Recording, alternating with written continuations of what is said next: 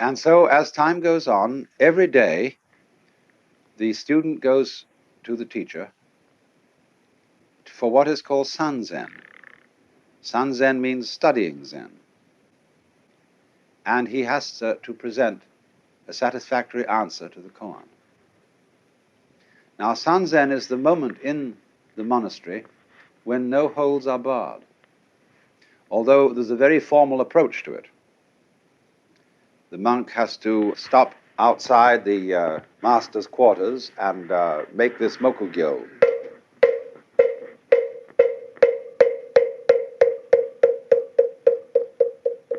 He does that 3 times.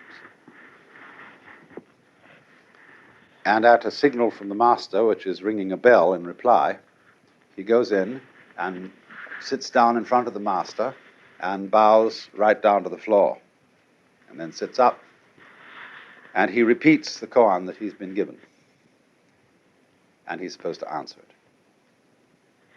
Now, the master, if he's not satisfied with the answer, may simply ring his bell, which means interview over, nothing doing. Or if he's still not satisfied, he may try to do something to hint the student as to which way to go, or puzzle him further, some sort of comment. But what happens is this. Do you see what kind of a situation has been set up here? The student is really being asked to be absolutely genuine. So if I said to you, now don't be self-conscious.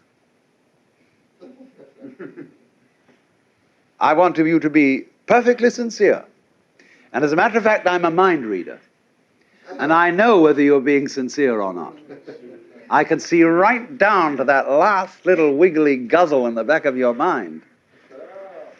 And if you think I can, you see, I'm putting you in a double bind. I'm commanding you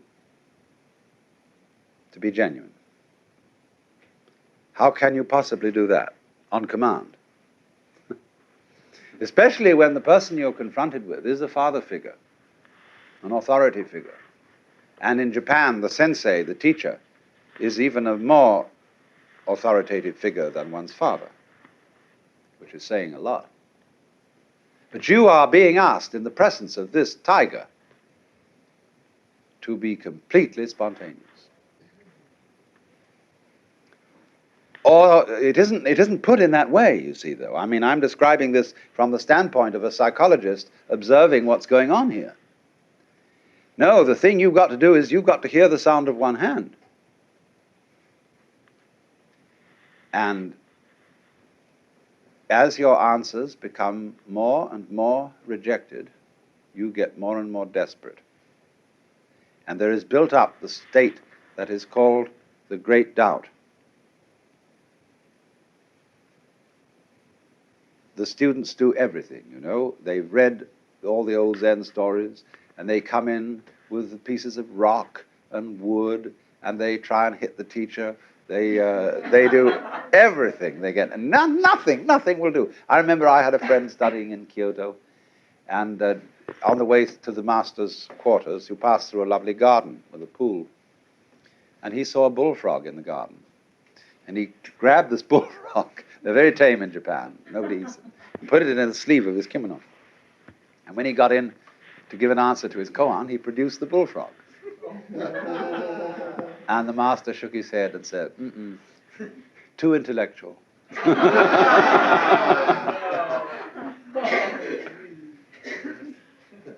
Of course, he meant not so much what we mean by intellectual, but too contrived, too premeditated. You know, you're just copying other people's Zen antics, and that's something you just can't get away with. Well, there does come a critical point of total desperation. And when the student reaches that point, the teacher really starts encouraging him. He says, now, come on, you're getting warm. But you must be ready to die for this.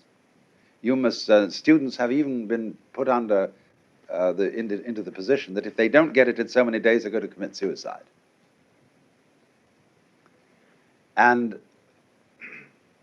they have, to stimulate this intense period, a thing called ossession. Don't confuse the word session with the English session. Session means studying or observation of the shin, the heart, the mind, the heart-mind.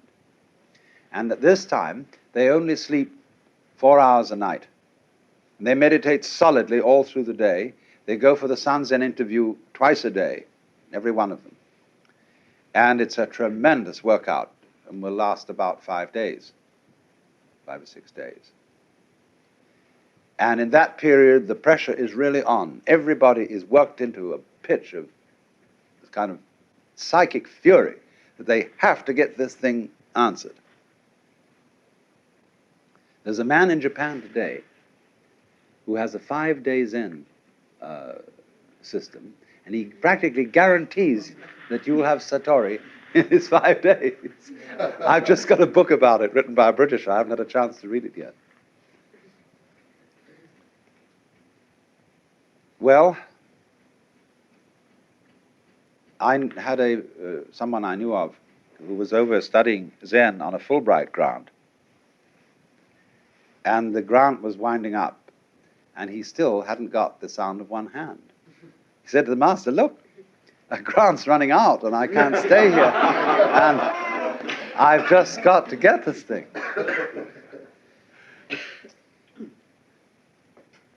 So just the day before he left, he suddenly realized that there was nothing to realize.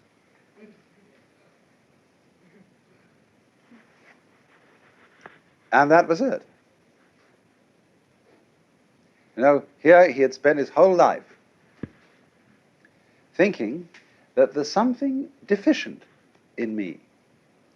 See, there's something wrong. Something I